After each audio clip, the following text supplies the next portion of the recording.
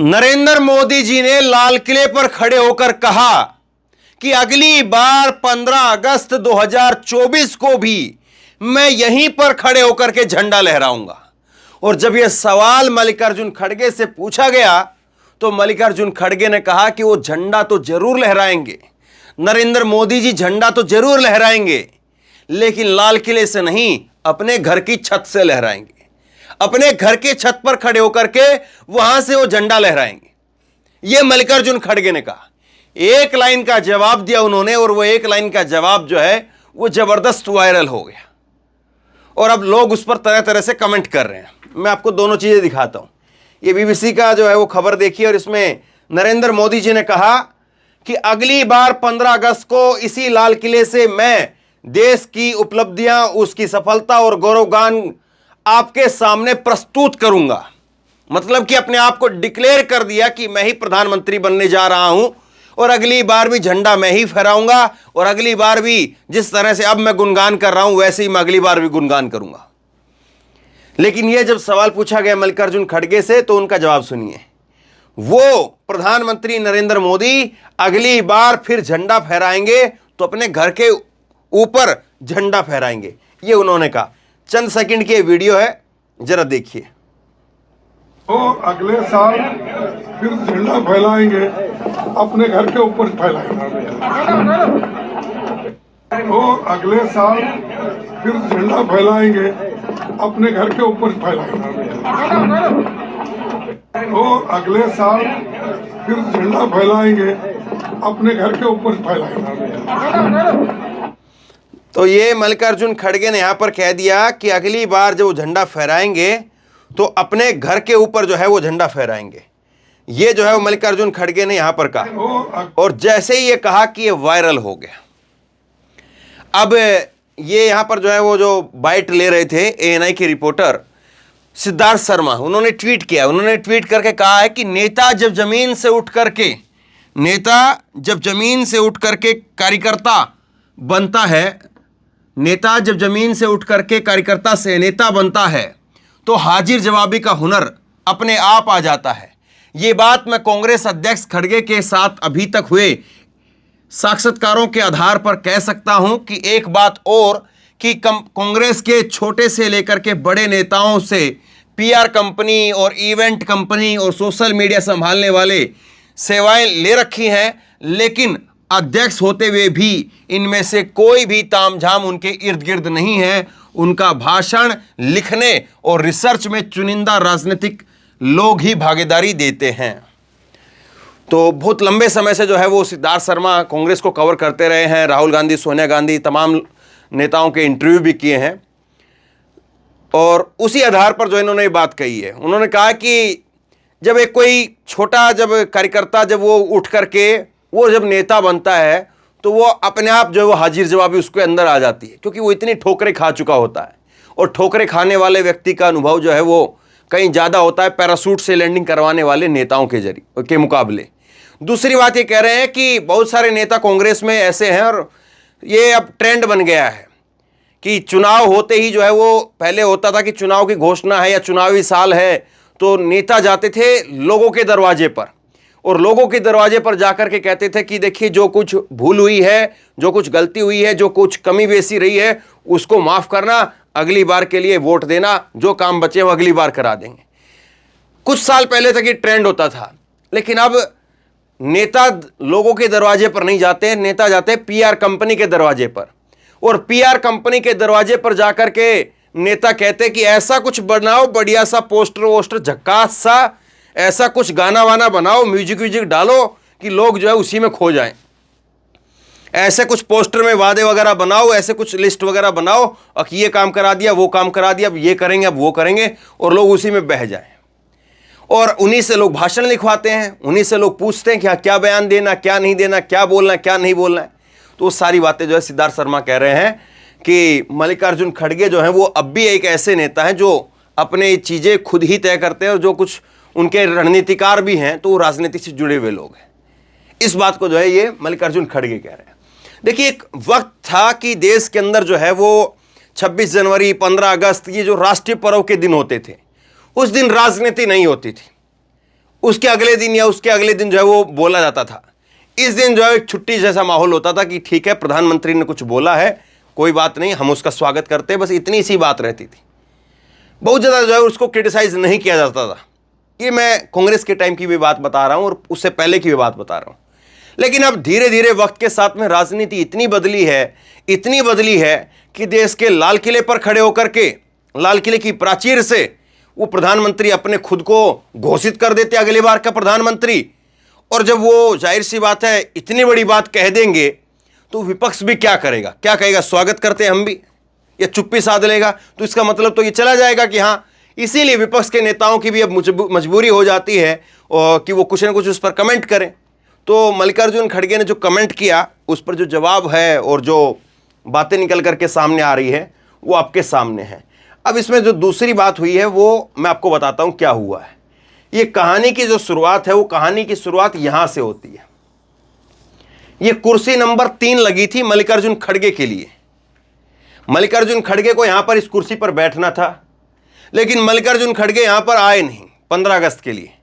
उन्होंने 2-3 कारण बताए। उन्होंने एक तो ये कहा कि मेरे जो है वो आंखों में थोड़ी प्रॉब्लम है। दूसरा उन्होंने कहा कि मुझे जो है वो कांग्रेस मुख्यालय में भी झंडा फहराना था और प्रोटोकॉल के तहत अपने आवास पर भी झंडा फहराना था।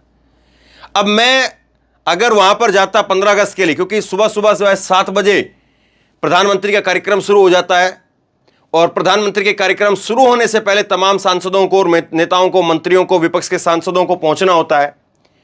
और जब वो कार्यक्रम खत्म होता है तो उसके बाद में पहले प्रधानमंत्री निकलते हैं, फिर गृह मंत्री निकलते हैं, फिर रक्षा मंत्री निकलते हैं, तब जाकर के फिर बाकी सांसदों को निकलने दिया जाता है। इसके बीच में आप चाहें तो भी नहीं निकल सकते हैं। तो मल्लिकार्जुन खड़गे गए नहीं। जब गए नहीं तो फिर ये फोटो जो है वो वायरल की गई और फोटो वायरल की गई और फिर उसके बाद में नरेंद्र मोदी ने जो है वो बात कह दी।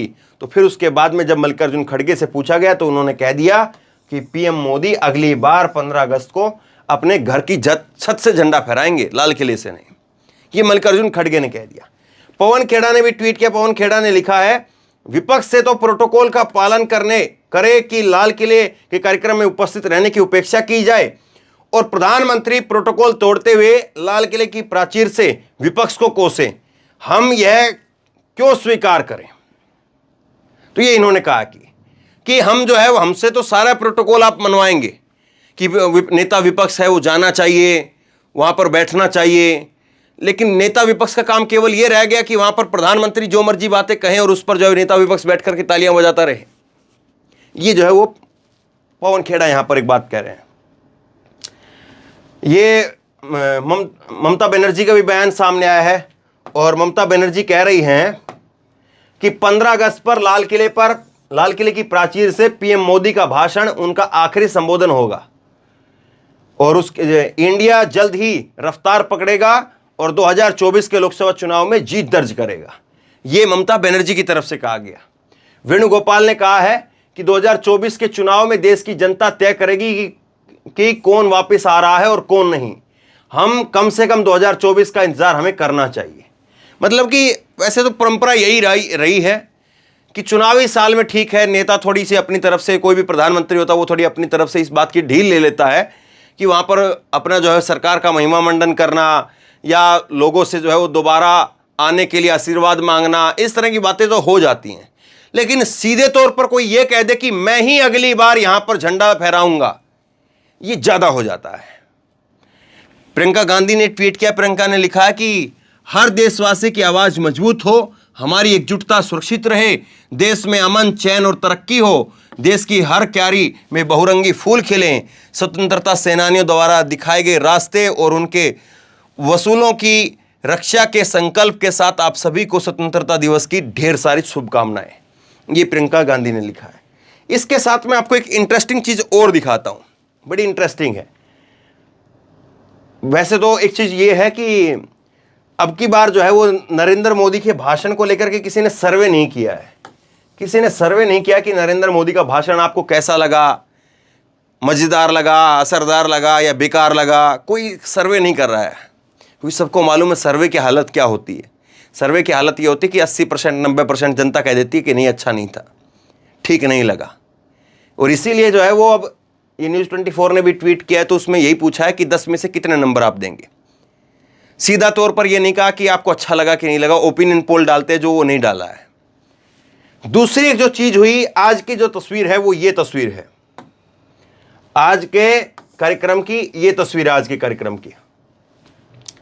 और ये जो है वो अब नरेंद्र मोदी के टाइम पर देखने को मिलती है कि इस तरह की दीवार, ये पिछले बार जब वो किसान आंदोलन की बात थी तो इस तरह की तस्वीर देखने को मिली। किसान आंदोलन के समय पर इस तरह की दीवार जो है वो लगाई गई, कंटेनर की दीवार। अब कंटेनर की दीवार तो नहीं है, लेकिन यहां पर जो है वो ये दीवार जरूर दिख रही है कि पाइप लगा करके और उनके ऊपर जो है पर्दा लगा करके ढका जा रहा पूरी तरह से। तो नरेंद्र मोदी जी जो है वो भाषण देते हैं तो वो बुलेट प्रूफ कांच के अंदर भाषण नहीं देते हैं। पहले जो है वो परंपरा जो है वो ये करीब करीब जो है वो, अगर मुझे ठीक से याद आ रहा है तो 80 के दशक के आसपास शुरू होती है, जब इंदिरा गांधी के समय से बुलेट प्रूफ कांच का जो है प्रयोग किया जाने लगा था कि कभी कोई ऐसा ना हो कि 2 घंटे तक प्रधानमंत्री जो है खुली हवा के अंदर जो है वो भाषण देंगे तो कहीं से कोई स्नाइपर वगैरह जो है वो हमला ना कर दे। लेकिन उसके बाद में जब नरेंद्र मोदी आए तो उन्होंने कहा कि नहीं, ये कांच वांच हटाइए, अब हम खुल करके ऐसे ही बोलेंगे। लेकिन अब तो किसान आंदोलन भी नहीं चल रहा है, कुछ और भी नहीं चल रहा है, तो फिर ये दीवार सी क्यों है? ये पिछली बार तो बाकायदा ये पूरा एक बंकर की तरीके से बना दिया गया था, लेकिन इस बार जो है ये क्यों है, समझ से परे है। तो खैर ये सारी चीज़ें हैं। और अब नरेंद्र मोदी जो बात कह रहे हैं वो अब कितनी जो है वो लोगों को समझ में आएगी। नरेंद्र मोदी जो कह रहे हैं कि 2024 में हम फिर से आएंगे, मल्लिकार्जुन खड़गे कह रहे हैं कि वो अपने घर से झंडा फहराएंगे, इस बार यहाँ पर कोई वो नहीं है। के.सी. वेणुगोपाल कह रहे हैं कि हमें इंतज़ार करना चाहिए, 2024 के चुनाव का इंतज़ार करना चाहिए। ममता बनर्जी कह रही है कि हम इस बार जो है खुद हम ही जीतेंगे और 2024 में इंडिया का ग्राफ और बढ़ेगा और इंडिया जीतेगा। और ऐसे में जो है नरेंद्र मोदी जो बात कह रहे हैं, अब सवाल ये है कि क्या वाकई नरेंद्र मोदी जी को लगता है कि वो जीत करके आएंगे और उस विश्वास से उस बात को कह रहे हैं, या नरेंद्र मोदी जी को ये लगता है कि कहीं से कोई हवा जो है वो ढीली ना रह जाए, कहीं से माहौल जो है वो ढीला ना रह जाए, इसलिए माहौल को बना करके रखो। और माहौल को बना करके रखो कि लोगों को पहले से ही कहते रहो हम ही आ रहे हैं, हम ही आ रहे हैं, हम ही आ रहे हैं। मतलब जिस तरह से मैंने पहले भी कई बार बताया है कि कई छुटभइये नेता होते हैं कि वो ये कहते हैं कि जीत तो मैं ही रहा हूं, जीत तो मैं ही रहा हूं। तो वो सारी बातें होती है। वरना कोई परिपक्व नेता होता है तो वो अपने नाम से, अपने आप से जो कहता नहीं है कि मैं खुद जीत रहा हूं, वो कहता है कि आपका आशीर्वाद चाहिए, आपका आशीर्वाद चाहिए। वो सबसे आशीर्वाद मांगता है। और कई जो है छुटभइये नेता होता है, कहता है जीत तो मैं ही रहा हूं, उनसे आप पूछ लीजिए। तो खैर मैं नरेंद्र मोदी जी को तो छुटभइया नेता नहीं कह सकता हूं, क्योंकि गुजरात के एक लंबे समय से जो है वो मुख्यमंत्री रहे और अब 10 साल से प्रधानमंत्री हैं। 10 बार जो है इन्होंने लाल किले पर झंडा फहराया है और इनसे ज़्यादा जो है वो 11 बार इंदिरा गांधी ने झंडा फहराया है, 17 बार जवाहरलाल नेहरू ने झंडा फहराया है। अब नरेंद्र मोदी, क्या वाकई ये मुमकिन है कि वो फिर से चुन करके आए, एक बार 5 साल के लिए जनता उनको और चुने और वो फिर उसके बाद में जवाहरलाल नेहरू के रिकॉर्ड तक पहुंच जाएं? क्या ये मुमकिन है? तो ये तो आप ही बता सकते हैं, लोग बता सकते हैं कि वाकई लोगों के दिलों में क्या चल रहा है। आप लोग बताइए कि क्या नरेंद्र मोदी जी को देश की जनता एक बार और मौका देने वाली है, एक बार और जो है उनको प्रधानमंत्री की कुर्सी पर लाल किले पर झंडा फहराने के लिए भेजने वाली है, या इस बार जनता जो है वो ऐसा इंतजाम करेगी कि नरेंद्र मोदी जी अपने घर पर रह करके अपने घर पर झंडा फहराएं? नीचे कमेंट बॉक्स में अपनी राय जरूर दीजिए। उनके भाषण को कितना नंबर देंगे ये भी जरूर बताइए। और इसी तरह की तमाम खबरों के लिए ऑनलाइन न्यूज इंडिया को सब्सक्राइब कीजिए, साथ में जो बेल आइकन है घंटी है उसको जरूर दबाइए, ताकि जैसे कोई खबर अपलोड करें उसकी नोटिफिकेशन सीधे सबसे पहले आपको मिल सके। और अगर ये वीडियो फेसबुक पर देख रहे हैं तो फेसबुक पर हमारे पेज को लाइक कीजिए, फॉलो कीजिए और इस खबर को शेयर कीजिए। धन्यवाद।